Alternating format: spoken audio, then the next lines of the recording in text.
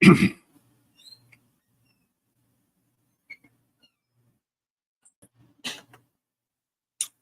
folks, good evening and welcome to Phantoms Monsters Radio. Thanks for joining me.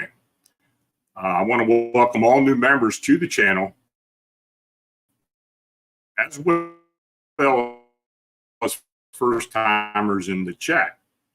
I've got an interesting account where a group of workers were driving near Flagstaff, Arizona, when they encountered an anomalous creature that suddenly ran out onto the highway. So the witness states, one of my cousin's brothers told me this story. He works in construction, and he told me a story about three of his friends that he works with. The three guys are Mexican. One of the three of them, one is an older guy. This story takes place east of Flagstaff, Arizona, heading towards a loop. I would say about 20 miles from Flagstaff. There are a lot of cinder cones, hills in the area. There's a stretch of highway that goes down a long hill. The three guys were driving from Flagstaff one night. I don't remember where he said they were going, but it was late and the older man was driving. They started down the long hill. When they were halfway down, they witnessed something very crazy and weird. They saw a centaur, half man, half horse, jump into the center of the road. They said it was very big, at least 7 to 8 feet tall. It had long hair and was carrying a wooden club in one hand. They said it had to be a very mean-looking evil face. The sight of it freaked them out, and the guy who was driving swerved off the road and rolled the truck. They crawled out of the vehicle, and the older guy that was driving had a heart attack. They called 911, and soon they were taken to Flagstaff Medical Center. They didn't tell anyone about what they witnessed because they feared no one would believe them. The older man recovered, and they all kept asking each other if they really saw the centaur. They all agreed that they saw it. They told my cousin about, and he said he went to the Navajo medicine man. He asked the medicine man about it, and the man told him that it is true. He said that there are 7 centaurs that people have seen over the years. The one that they saw with the long hair was the evil one, the mean one. Now, I've heard stories that friends told me when we were kids growing up. I wasn't sure if they were real, but after hearing this, I think they are real. My cousin said the 3 men are still traumatized by the experience, and they said they will never travel again during the night. Anyway, I wanted to share this story with you. Well, and I will tell you, as many as you know, I've done several stories out of the Navajo Reservation, particularly in New Mexico, but also in northern Arizona. And I have heard a few stories about centaurs. So are they real? Well, let's get started and explore these mythical beasts together.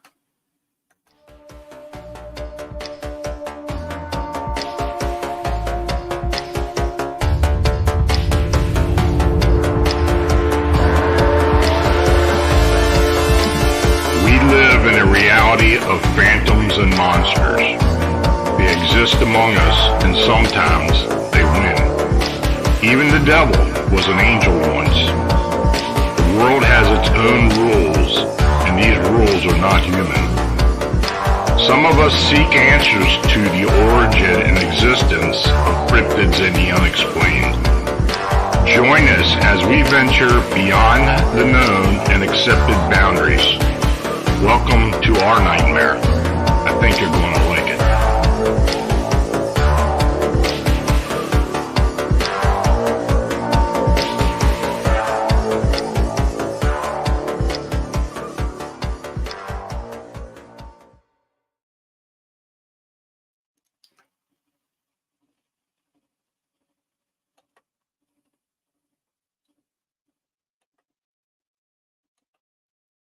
So, before I go any further, I want to mention that this channel is made possible by clicking on the subscribe and like buttons and by sharing our programming.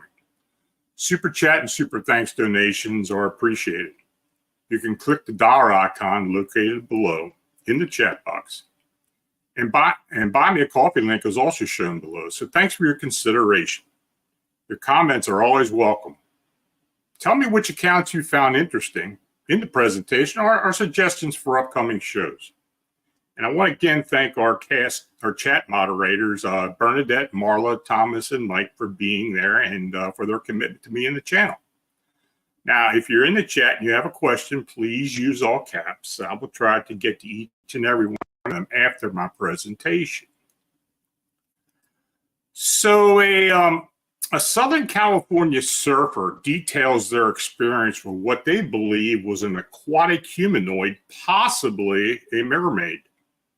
The incident caused physical pain and shock. Very weird account. I need to just get this out. I grew up surfing in Southern California. In the summer of 1991, me and my friends were in the water for about 30 minutes. And he told me, something touched me and I feel sick. He went back to the beach. 2 days later, he said a doctor told him he had sickle cell anemia. Okay. The last time we really talked about it, we were about 15 years old. But I still remember he said, I touched something or something touched me. Now, 6 years later, I was in the water and something felt weird about the whole day. Then it happened. The pain started with the slightest touch on the inside of my forearm. So bad, my hearing and sight were interconnecting and started a confusion beyond any control. Suddenly, a change in my body began. Cold, freezing muscles and nerves from my toes up to my legs to my lower back. The pain worsened in the hallucinations of an iceberg, pails of hay, pine trees, and even a little action figure that seemed so real, it was almost like trying to be a hero. Then the creature I touched beneath me almost seemed to say, "This is my planet," and just swam teasingly below me. A voice with the message, "We are thousands of years old." It rang right through all of this, almost hypnotic-like with no remorse. I then got a vision of a female mermaid-like creature. "Just take it," I said to myself. "Nothing even close to this has ever happened to you." The speed at which this was happening was unbelievably fast and precise. I thought of fainting or dying. It seemed possible. But I could still move and swim, which made it feel like it was like a test of the will. Then a sudden change in my brain and my spine felt as if I was totally and completely connected and they were all moving together with, us and this being. Suddenly I felt it. What I thought was causing all this trauma. First, it spun a web between my spine and skin on my very lower back. As I tried to stretch it out, it started another above my lower, but slower and with a different pattern, which almost felt like it protected the first one. This put me in an almost hypnotic state as I felt it crawl up into my neck and the front side of my brain and sit there. It wiggled its legs and body, then turned to the right. The only thing I could think at this point was I was crazy. I might have killed myself. All this is still within 15 minutes. Then my stomach began to feel numb and cold with my intestines slowly numbing.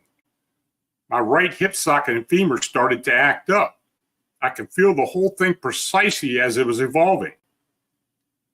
3 little squares made an appearance to me, each like a growth, and to the exact make of my femur, the 3 squares attached to my hip socket. This caused another hallucination, a doll action figure that had clothing and detachable limbs. All are still within a 30-minute time limit. It stopped and I got out of the water. Now, later I learned that the clothed action figure was over 200 miles away, as if the whole experience was at large and planned out. When I thought it was over or fading away, it told me differently. This is as real as it gets. Please let me know if you have any research on this. It happened many years ago to me, and I'm reliving it as I'm becoming more normal. I have not contacted anyone because of my hypnotic state. I believe that I was touched and communicated with a mermaid. Now, this is a wild account. I mean, no doubt about the experiencer during the brief time we talked seemed very rational and truly believed that they were touched by an aquatic humanoid or even a mermaid. They can't remember specific details of the vision, possibly because of shock. So I don't know what that was all about. It was quite strange.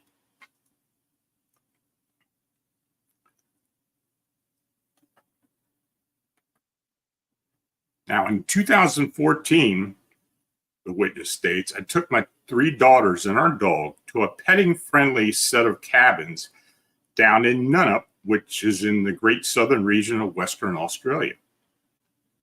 We were only staying for one night, and we're planning on visiting the caves on our way back up to Perth the next day.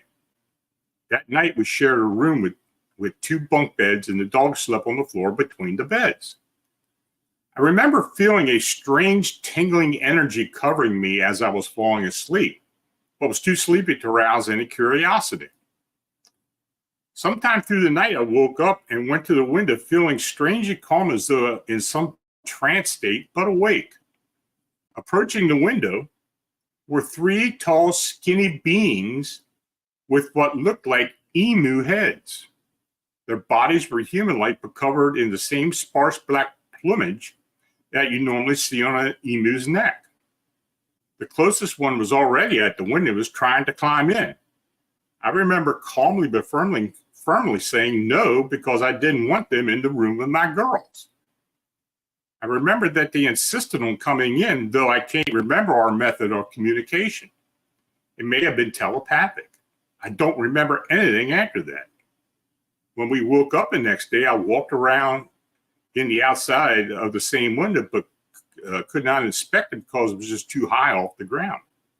These beings had to be at least 7 foot to be able to stand at that height they did at the window.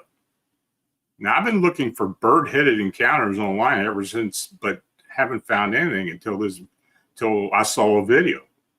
Thanks so much for validating my experience. Forgot to add, the dog didn't react at all, which is unlike her. She's a great guard dog.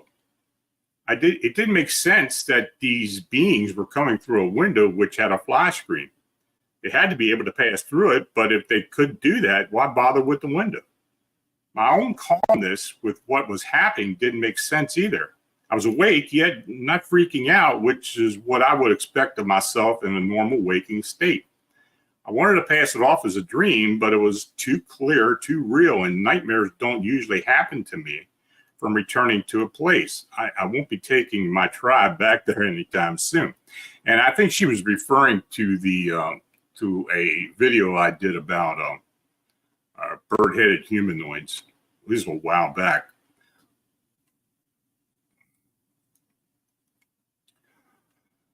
Okay, this next account. Hello. On Wednesday evening, June 18, 2018, at about dusk, I was driving north on Route 1806 and very near the intersection with Route 44 in southeast South Dakota. I don't know what the area is known as, but it's near the Missouri River Bridge on Route 44. Now, as I drove towards the intersection, there was a group of trees near the roadway on the left. It was not completely dark yet, but I had my headlights on. I noticed a sudden movement on the shoulder to my left, then something large crossed the road about 50 feet in front of my truck and jumped into a gully on the right of me. I caught a quick look at an upright man beast. This is the best I can describe it. It was tall and powerful.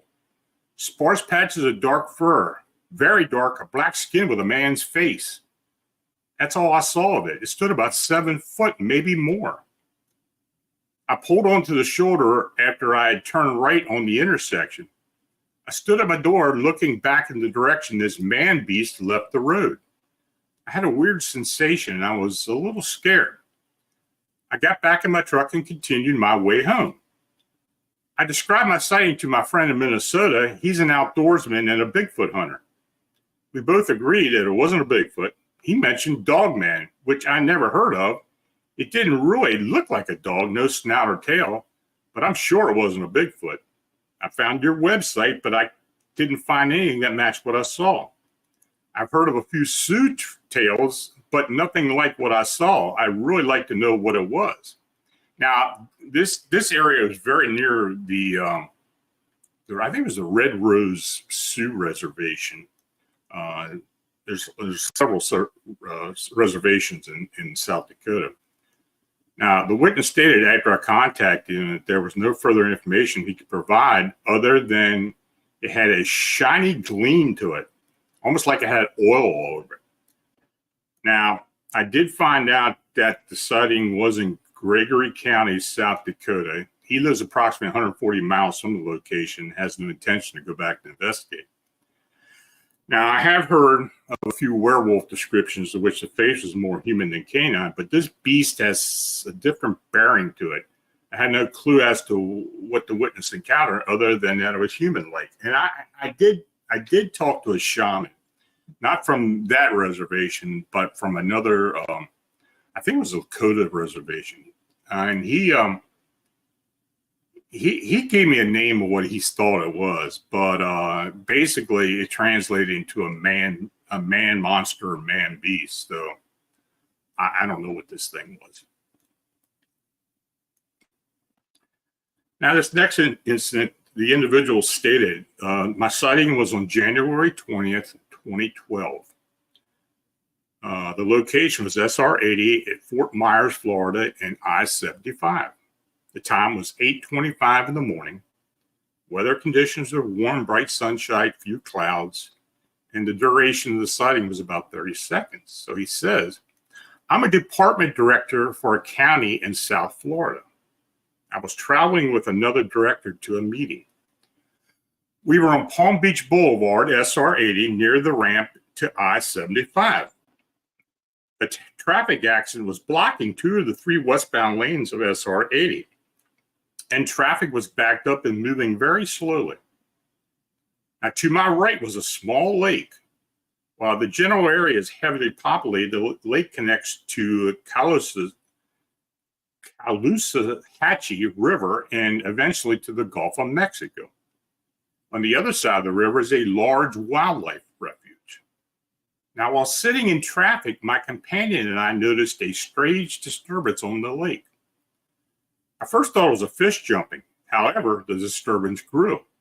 She suggested it was a manatee or a dolphin. However, we ruled this out as manatees don't rise as high above the water, and there was no evidence of a dorsal fin. Now, what we saw appeared to be something like a very large snake. I would estimate that it was close to the diameter of a telephone pole, though probably a little narrow. And it could have been as much as 40 feet long. Sometimes it would disappear, and other times it would appear as if it had multiple parts of the body rising out of the water at the same time. It looked almost like a very large snake until it stuck its head out of the water. The head did not look like a snake's. It appeared to have a short snout. I did not see any fins, but my companion said she was certain she saw one fin. I thought the color of the body was dark gray, but the head appeared to be brown. It was approximately 400 feet away from us throughout the sighting, and it remained circling around one area. Eventually, the traffic cleared, and we had to drive on. Now, I've lived in Florida for 20 years. My companion has lived in South Florida all her life. She and her husband have an offshore boat and often go fishing far out into the Gulf. Neither of us have ever seen anything like this. So, I made a few inquiries, but of course, I never heard of anything like that either. So I don't know what it was.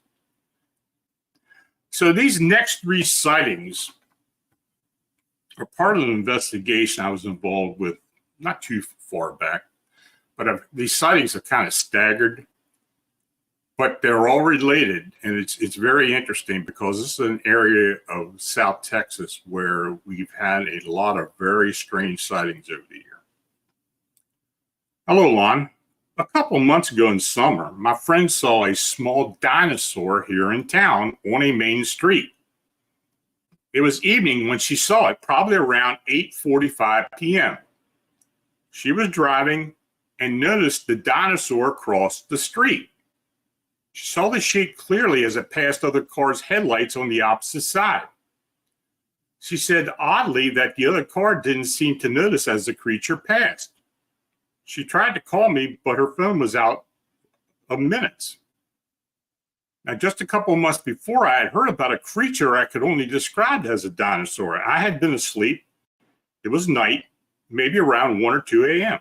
I had awoken, and just at that moment, I heard an unfamiliar screech of something running through my window. We have an AC unit in the window, so the window is basically open.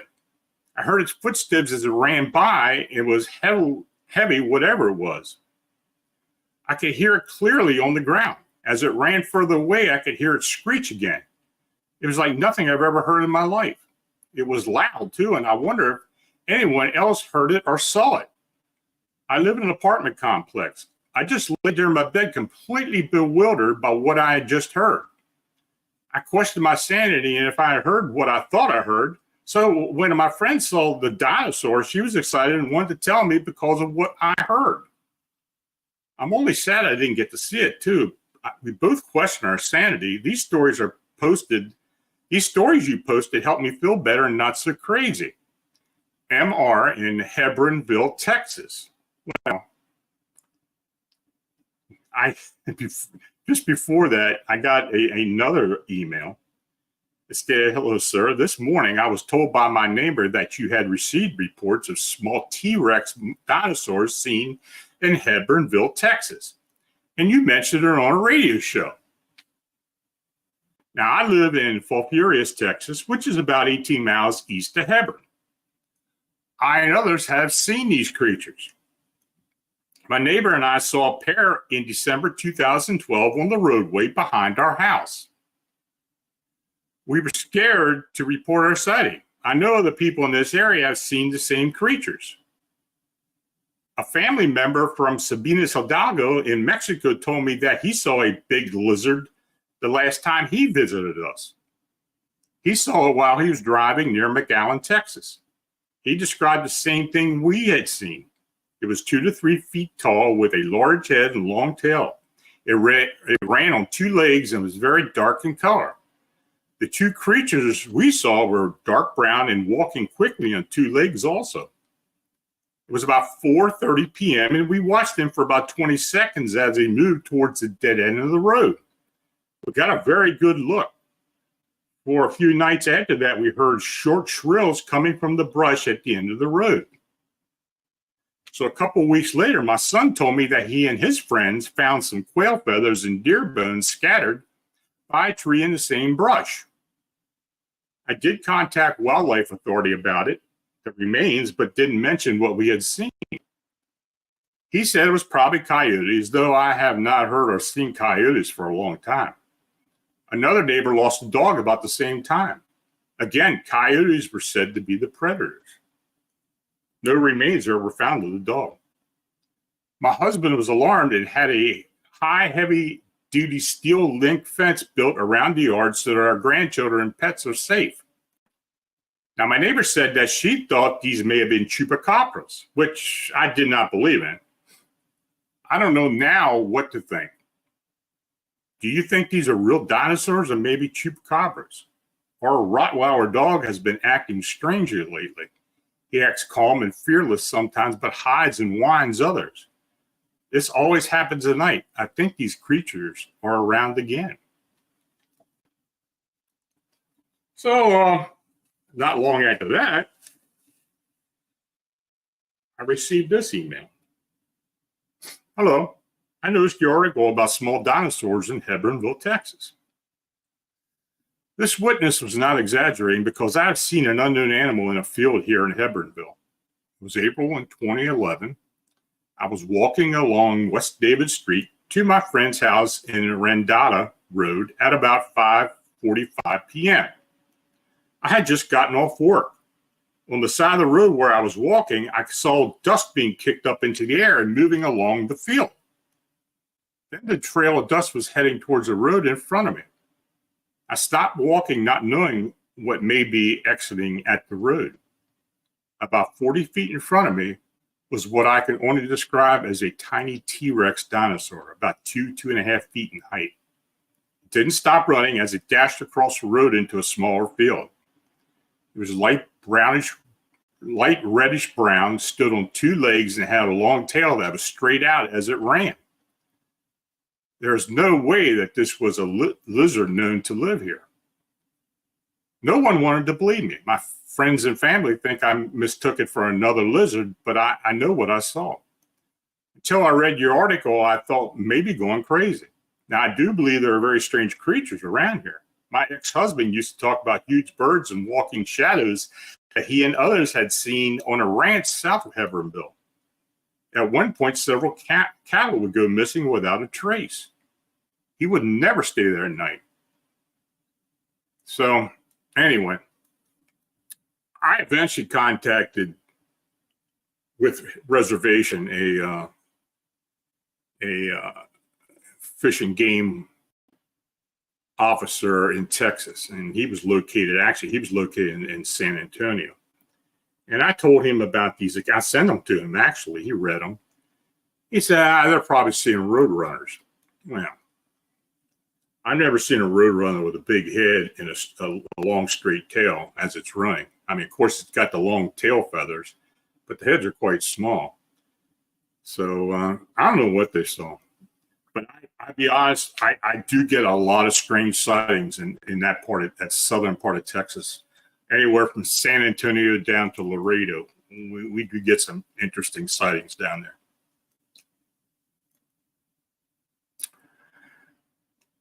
Two friends are on a camping trip in the wilds of Saskatchewan. They begin to experience foul odors on several occasions, realizing that they're being followed. They later encounter a strange being. I had planned a 3-day trip up north for the coming spring, camping in the wilds north of rural municipality of Canwood, Saskatchewan, Canada. We had planned this trip since Christmas. We'd assumed the snow would be completely gone, but our trail was slushy and it was very cold. So the original 3 nights out was cut to 2. We saddled up our horses and headed out. Now, the first tip that our trip wouldn't be fun was our horses. My trusty old white gelding was off his rocker. He'd never been aggressive ever, but he was wailing, bucking, and biting the moment we got onto the trail. My friend's horse, who was usually the energetic one, stayed completely silent and hung his head the whole time to the first stop. When the sun started setting, we found a patch of trees to make a pen around. We used this electrified cord that connected to a battery. Then when I unsaddled my boy and put him in the enclosure, he calmed down and grazed alongside his buddy. While I tended the horses, my friend set up the tent and noticed that my bedroll was gone along with my hat. This made no sense as I had tied them to my saddle earlier. So I looked around and couldn't find them near us. Then I went back to my saddle and noticed that the leather cord that tied the items down had been crudely sawed in half. I thought it had snapped along the trail. I walked up from the small valley we were in and looked around. I found my hat about 80 feet from where we had followed the trail in. I had thought it maybe flew away when I was riding until I picked it up. It stunk terribly, really bad. It smelled like a mix of burnt hair and rotten milk. I held it far away from me and went back to the camp. And when I got there, my friend said that he left the chopped wood, came back, and the boots he left outside the tent were moved and smelled awful. The same smell. Now, by this point, we assumed a skunk was around, but it just didn't smell like a skunk, my friend pointed out. Indeed, it was way more putrid. It was so bad we resorted to piling snow on the items just to block the odor.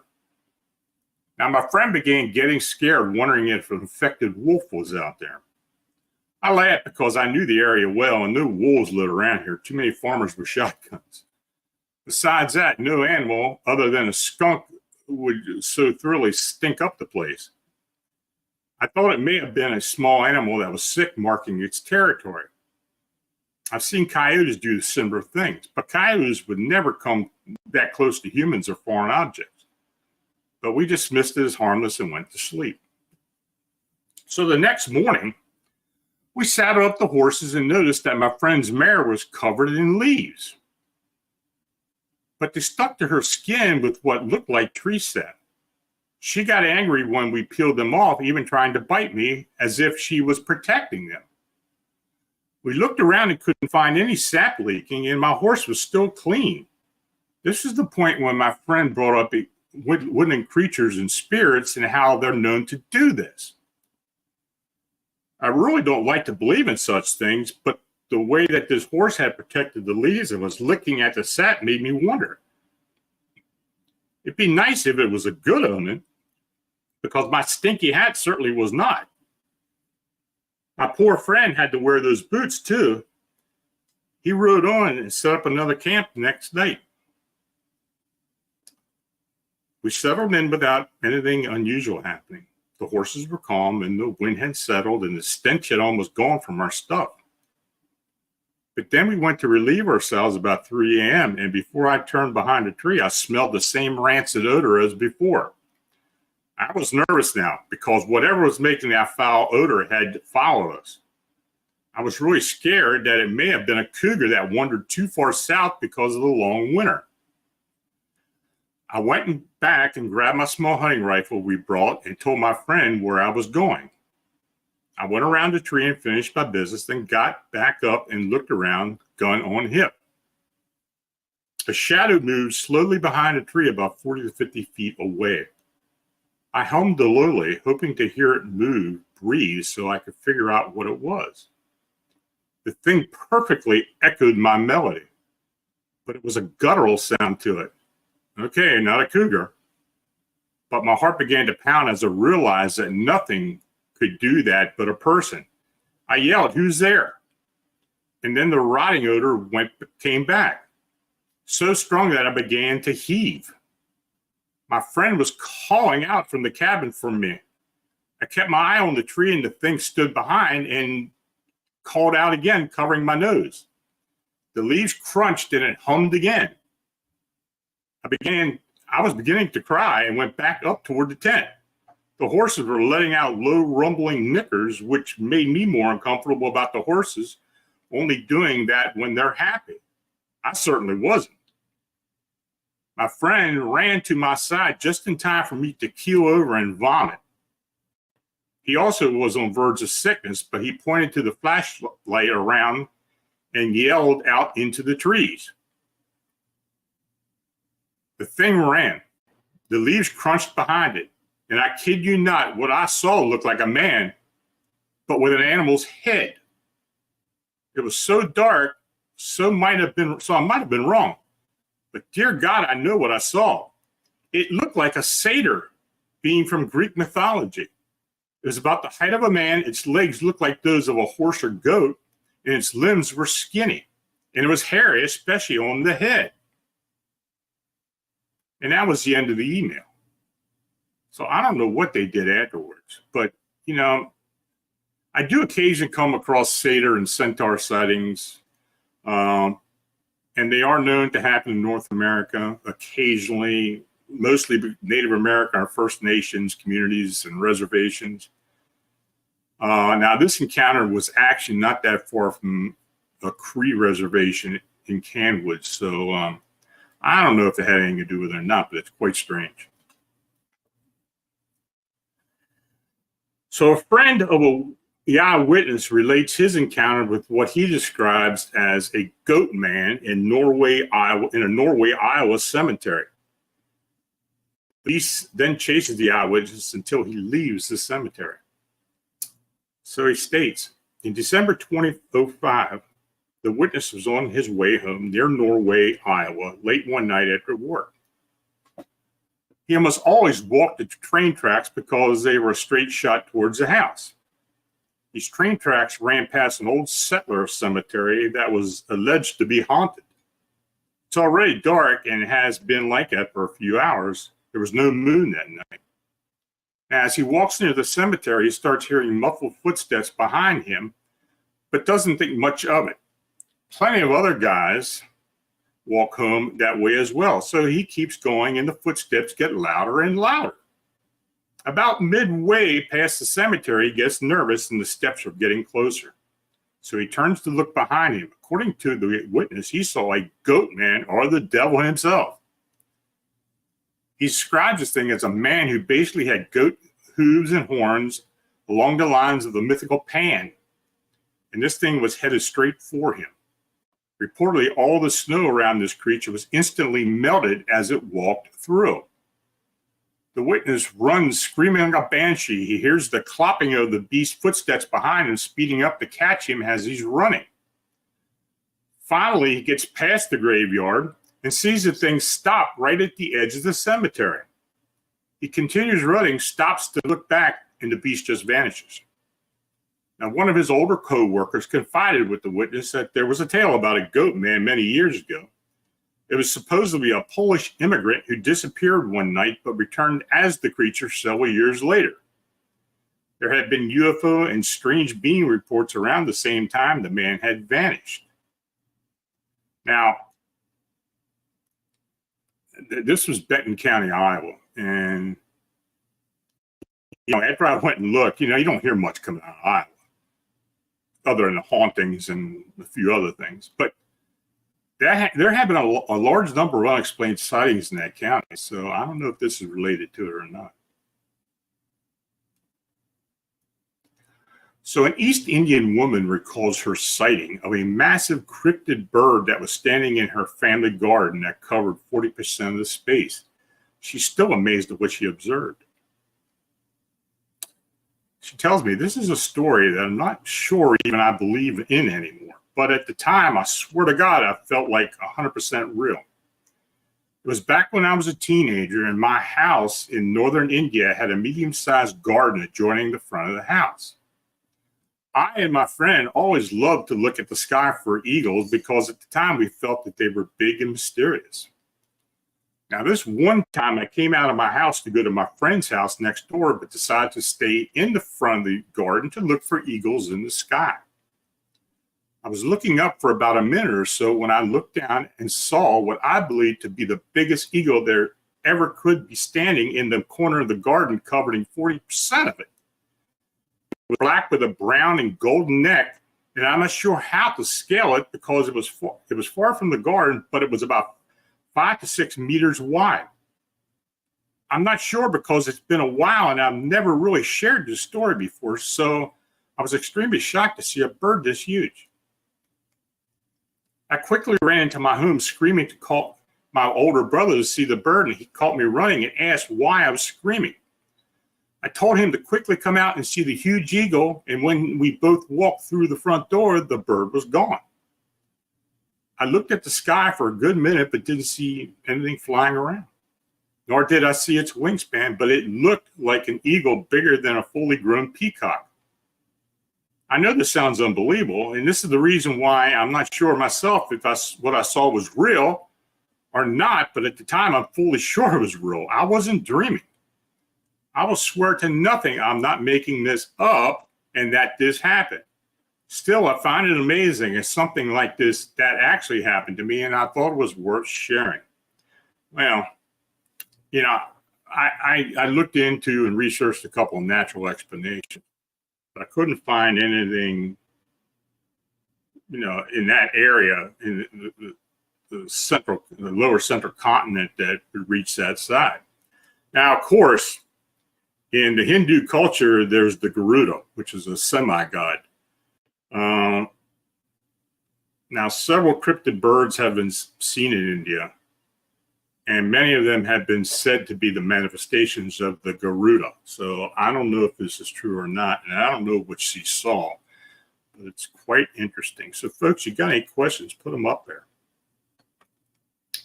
Lala Bright, thank you for your 1999 super sticker. It's much appreciated.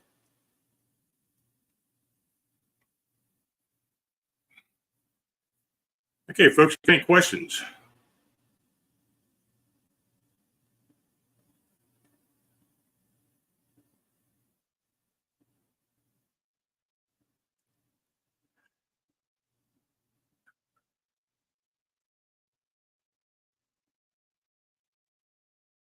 Sir Wolf. Hi, Lon. Do you think the native peoples know far more than they ever say regarding tulpas, shapeshifters, etc.? Oh, yeah. I know that for a fact because I have, I used to talk to a lot of, I told you before, I used to talk to a lot of people on the Navajo Reservation in southern New Mexico and I mean, excuse me, in northern New Mexico and northern Arizona. The younger folks will talk about things, even though they're discouraged to do so by the elders. And their parents and grandparents will not talk about much of anything. They'll occasionally want to slip up and say something, or if they get something happens, they will come forward. You know,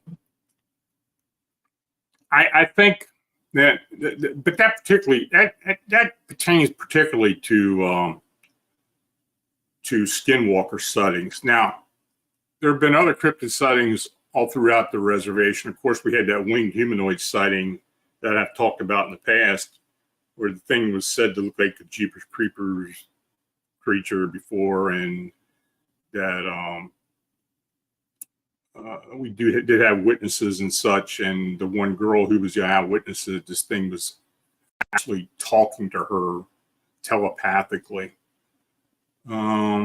But other than that, I mean, you know, but I do know that many elders discourage people on the reservation or the tribe to even come forward with a lot of the sightings that pertain to their folklore. So, but yeah, there's a lot they're not telling us. I'm quite sure of that.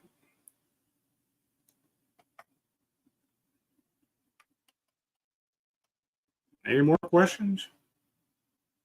What is the Garuda? The Garuda is a mythical bird. It kind of looks like a, you know, the mythical phoenix firebird. It kind of looks a lot like that, but it's much more colorful. It's bigger. It's part of the Hindu culture. I don't know what semi-god is related to it. I mean, there's so many gods in the Hindu culture. But it is a mythical bird, and but there have been sightings of it. There's not a whole lot. There's not a whole lot of sightings that have been recorded online, but I know Albert Rosales has had a few. You may want to check with him if you want to find some.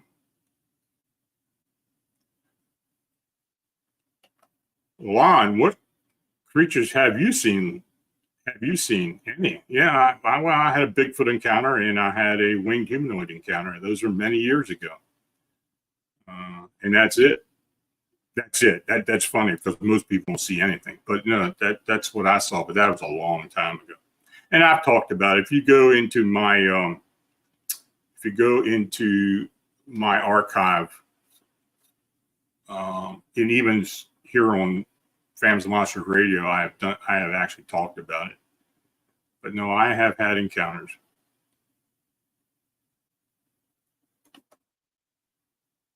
Christine Lehner, have you ever seen Bunny Man? I have had reports of the Bunny Man. I've had several, actually. I don't know what people are saying. Is it some type of thought form? Is it something else that just looks like the Bunny Man? I don't know. But it's they're pretty interesting. But I can't tell what they are. But I have received a few of them. Joshua 1212, Lon, have you heard of what to do to protect yourself from dark entities? Well, I don't know. You're talking about, I mean, you're talking about spiritual wise? I mean, as far as using crystals or affirmations or using white light, golden light, there's lots of different ways of doing it. People use lots of different ways. Some prefer others, and then anytime I go into a situation where, and it doesn't have to be something that's malevolent, I always protect myself. I always carry certain crystals with me. I always use affirmations, and I always use white and golden light. Those are the 4 things that I use. But, you know, it depends on the situation. I mean, there's lots of different things that can be used. Even some people use divination of some type to protect themselves. I don't particularly use that, but some do.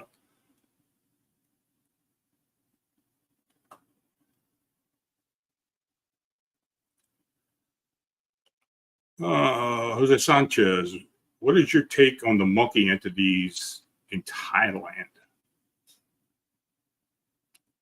Well, I don't know about the monkey entities in Thailand. I've heard of them in India. Are you talking about spirit monkeys or semi-god monkeys, or what are you talking about? I don't know. You got to kind of get a little more detailed.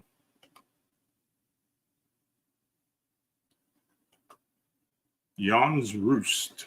Lon, these goat beings make me wonder about demonic or evil cryptids. What do you think? Oh, they could be. You know, I don't necessarily believe in all that. As far as the devil and Satan and the goat man, that it's evolved with that. I think you know, these goat man sightings are worldwide. I mean, it's not just here in North America, but there are a lot of places in North America where they happen. You know, of course, around this area is the Maryland goat man. Even though, you know, I used to live down in Maryland, there were lots of sightings of that thing. But of course, there are other places as well that people have swore they had encounters with these things. Are these thought form manifestations? Are these real beings? I don't know. And it could be either one. So who knows?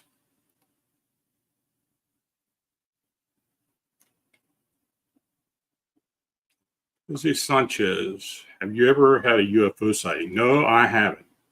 I have seen lights in the sky that I didn't know what they were, but I don't necessarily call them UFOs, even though they are unidentified.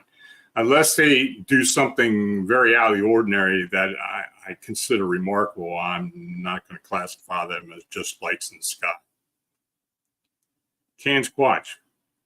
What is the oldest sighting of a goat man in North America? Is their tradition? Oh, I don't know. You know, these goat men, satyr sightings, and I mean, even through antiquity, there have been sightings. I don't know if there's a Native American culture as far as goat men are. I really don't know. I mean, maybe certain tribes do have it. I have heard of sightings back in the 1800s as people were moving west, but nothing really definitive. You know, when you read old newspaper accounts from back in the period of time, they're always so embellished. It's hard to really make out what they actually saw. They can see something very natural, and because they're new to the area or an unexplored area, they just kind of embellish on it and make it out to be supernatural.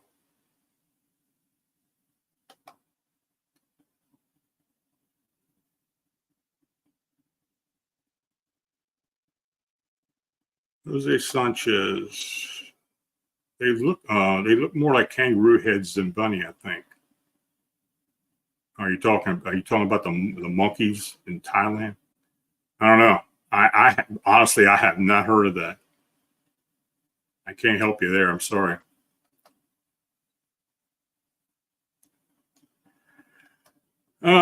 Christine Lehner, do you think that RH negative blood people have more encounters than with strange things? Well, there is a theory that people that have O negative blood have had a tendency to have more alien encounters. I have O negative blood, actually. I don't know if there's any real basis to that. There have been several investigators and researchers who have claimed that over the years. I mean, Nick Redford even wrote a book about it. So, but I don't know how true it is. So, I don't know. But there is some there are some thoughts that may very well be true.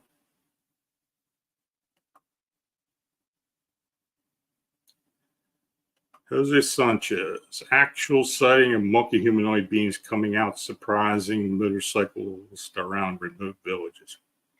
Yep. Again, I've heard of it in India. And many times they're just not monkeys. They're bigger humanoids or hominids that look like maybe a small Sasquatch. But as far as in Thailand, I have not heard of that. Interesting.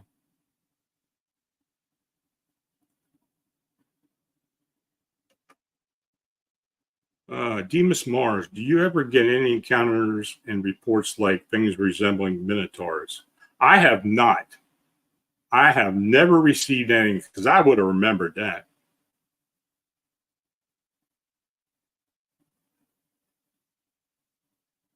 So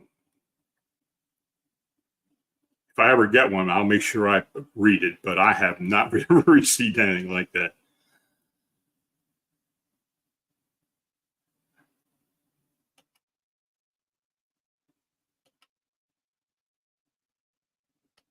Okay, folks. Well, I want to thank each and all of you for watching and chatting. And if you donated, it's truly appreciated. Your support's what makes all this possible. So please like, subscribe, and share. And if you have a sighting or encounter report that you'd like to be considered for this show or from the Phantoms Monsters blog, feel free to contact me at Lon Strickler at phantomsmonsters.com. So until we meet next Friday night, you all have a very, very good weekend. And don't try to get overheat. It's going to be hot here in the east. So anyway, y'all take care, and I'll see you next week.